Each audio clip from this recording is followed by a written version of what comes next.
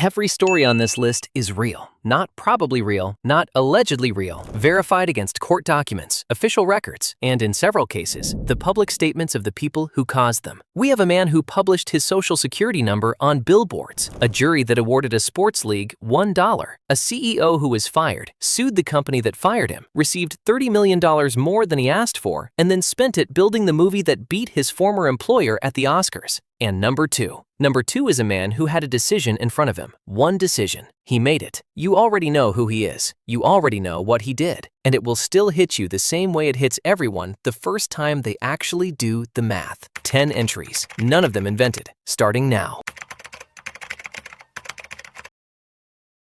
Number 10. In 2007, Todd Davis was the chief executive officer of LifeLock, a company that sold identity theft protection services. To demonstrate confidence in his product, Davis printed his personal social security number on billboards, television commercials, and in radio spots. He also reportedly shouted it through a bullhorn in crowded downtown areas. Between 2007 and 2008, his identity was stolen 13 times. A man in Texas used his social security number to take out a $500 loan. A thief in Albany, Georgia opened an AT&T wireless account in his name and ran up more than $2,300 in charges. The Federal Trade Commission fined LifeLock $12 million for deceptive advertising. The FTC noted that the protection the company claimed to offer was not protection it was capable of providing. The fine represented approximately all of the cash LifeLock had on hand at the time. In 2015, the FTC found the company in contempt of the 2010 agreement and obtained an additional $100 million penalty. The billboards came down. Number 9. By 1974, the post-war baby boom had ended. Birth rates were declining. Gerber, which controlled the American baby food market, faced a straightforward problem. Fewer babies meant fewer customers. The company's solution was to identify a new customer base: single adults. People living alone who needed convenient, ready-to-eat meals. The product they created was called Gerber Singles. It consisted of pureed adult meals: beef burgundy, ham casserole, sweet and sour pork, turkey mornay, packaged in the same small glass jars used for infant food, produced on the same assembly lines, with a nearly identical formulation. The marketing tagline was, "Something to eat when you're alone." A second tagline read, "Look at you, all grown up." Gerber Singles was removed from shelves within 3 months of launch. The company's assessment, confirmed in multiple marketing textbooks, was that adults were unwilling to eat pureed food from a jar associated with infant nutrition, regardless of the flavor on the label. The jars were the same. The contents were approximately the same. The customer was not a baby. This was the insight Gerber arrived at after 3 months of sales data.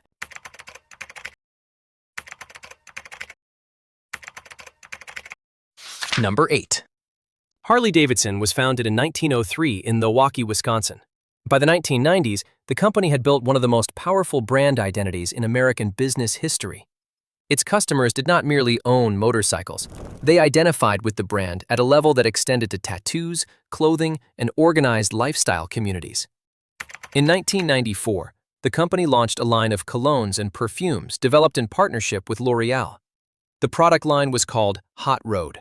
The stated goal was to allow Harley-Davidson owners to complete the lifestyle experience.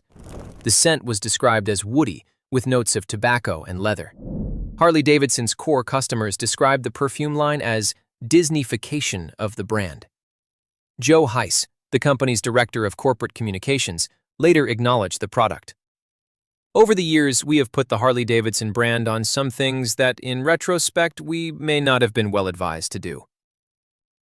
By 1997, unsold inventory had accumulated and the cologne was quietly discontinued. No formal statement acknowledged the failure. The Hot Road cologne is now on permanent display at the Museum of Failure in Helsingborg, Sweden. It is exhibited alongside Colgate Kitchen Entrees, a line of dried chicken and crab meat meals introduced by a toothpaste company in the 1960s. That product was also quietly withdrawn. The company later denied any recollection of a specific product. Both companies would like you to know they are focused on their core business.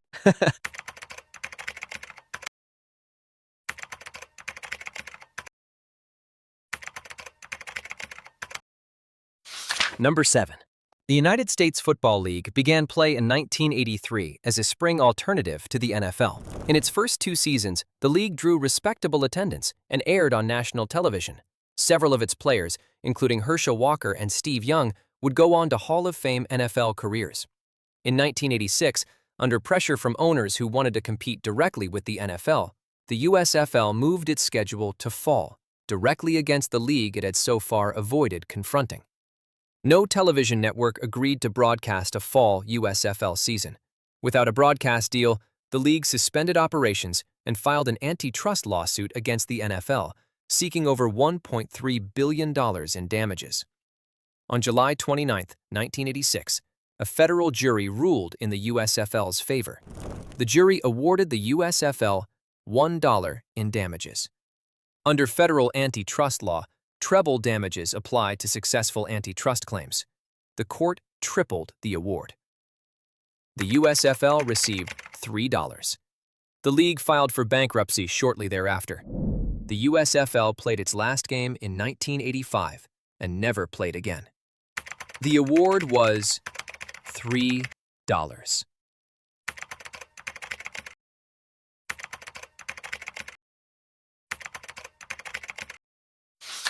Number 6. In 2000, Reed Hastings and Mark Randolph flew from California to Dallas to offer Blockbuster the opportunity to acquire Netflix for $50 million. Blockbuster had approximately 9,000 stores, 84,000 employees, and $5.9 billion in annual revenue.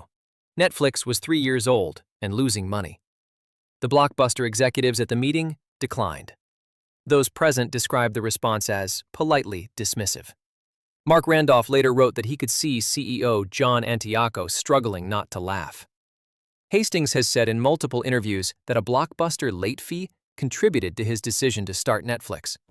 The account he gives is that he rented Apollo 13, returned it late, and was charged $40. On the drive home, he began thinking about what a subscription service without late fees might look like.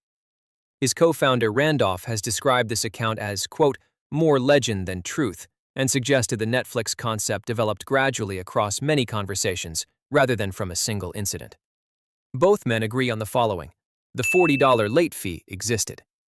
Blockbuster's late fee revenue in 2000 was $800 million annually. That same year, Blockbuster declined to purchase Netflix for $50 million. In 2010, Blockbuster filed for bankruptcy with approximately $1 billion in debt. Netflix is currently valued in the hundreds of billions. The last Blockbuster is in Bend, Oregon. It sells candles. Number 5. In 1996, PepsiCo ran a promotional campaign called Pepsi Stuff. Customers collected points from packaging and redeemed them for merchandise. Among the items shown in the campaign's television commercial was an AV-8B Harrier II jump jet, a vertical takeoff and landing aircraft used by the United States Marine Corps, listed at 7 million Pepsi points. The commercial included no disclaimer stating the jet was not a genuine offer. John Leonard was 21 years old and attended community college in Seattle. He read the catalog's fine print. Additional points could be purchased at 10 cents each. 7 million points at 10 cents totaled $700,000.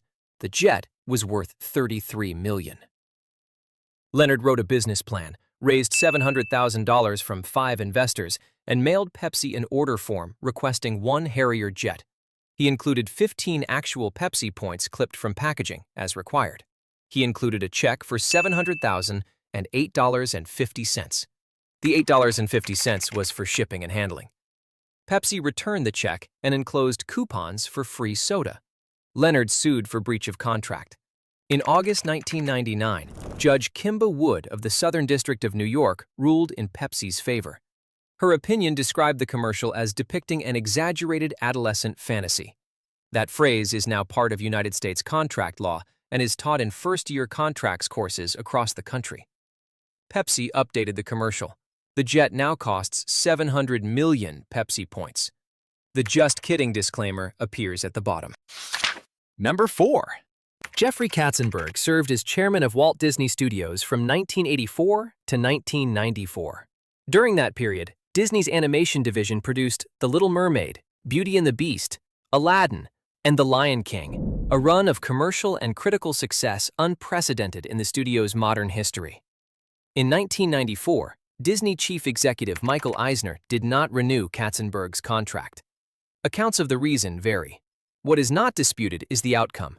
Katzenberg sued Disney for $250 million in unpaid bonuses he contended were contractually owed. Disney contested the suit. After several years of litigation, Disney settled for $280 million, $30 million more than Katzenberg had originally sought, because Disney had declined to negotiate earlier. Katzenberg used a portion of that settlement to co-found DreamWorks Animation with Steven Spielberg and David Geffen. DreamWorks Animation's first major release was Shrek. In 2002, Shrek won the inaugural Academy Award for Best Animated Feature Film. It defeated Disney's own Monsters, Inc. for the award. Michael Eisner presented the award at the ceremony. Jeffrey Katzenberg accepted it.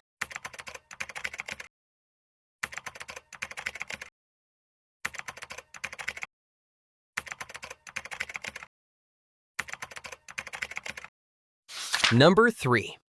Isaac Newton formulated the laws of gravity and motion, developed calculus independently of Leibniz, served as warden and then master of the Royal Mint, and is widely regarded as one of the most analytically capable individuals in recorded history.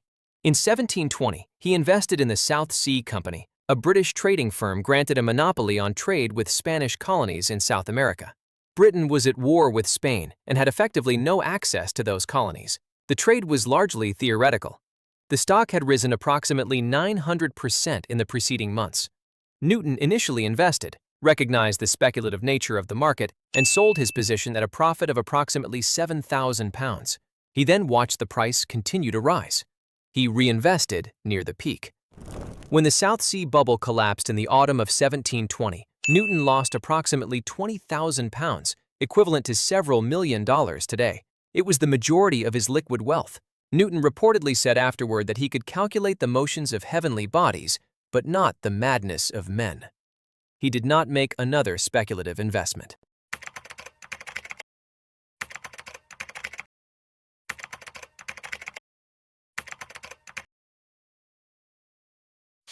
Number 2. Apple Computer was incorporated on April 1, 1976 by Steve Jobs, Steve Wozniak, and Ronald Wayne. Wayne was 41 years old, had previously worked with Jobs at Atari, drew the company's original logo, wrote the initial partnership agreement, and held a 10% ownership stake. 12 days after the incorporation, Wayne sold his stake back to Jobs and Wozniak for $800. His reasoning, which he has discussed in multiple interviews, was personal liability. As the oldest of the three, and the only one with significant personal assets, he feared he would be responsible for the company's debts if it failed. He received an additional $1,500 several years later as a final settlement, bringing his total compensation for the 10% stake to approximately $1,700. Apple is currently among the most valuable companies in the history of publicly traded markets. A 10% stake would be worth in excess of $3 trillion at the company's peak valuation. Ronald Wayne lives in Pahrump, Nevada. He sells stamps and rare coins. In interviews, he has consistently maintained that he does not regret the decision. He is the only person in this position who has said that.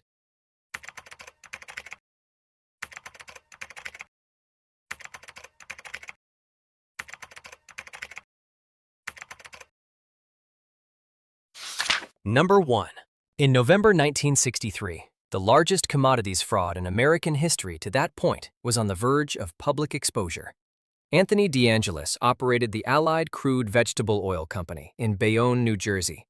He had secured hundreds of millions of dollars in loans from major financial institutions, including American Express, using his inventory of soybean oil as collateral. Inspectors would visit the facility, observe oil floating in the tanks, and certify the inventory as complete. The tanks were filled almost entirely with water. A thin layer of oil floated on the surface. The total claimed inventory of approximately $175 million in vegetable oil did not exist. On November 19, 1963, Allied Crude Vegetable Oil filed for bankruptcy. The fraud became public. American Express faced losses so severe the company's survival was in question. 3 days later, on November 22, 1963, President John F. Kennedy was assassinated in Dallas, Texas.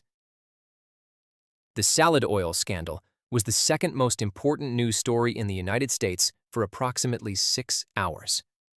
It has not been widely remembered since. A young investor named Warren Buffett observed that American Express's underlying business remained sound despite its exposure to the fraud. He purchased a significant position in the company during the crisis.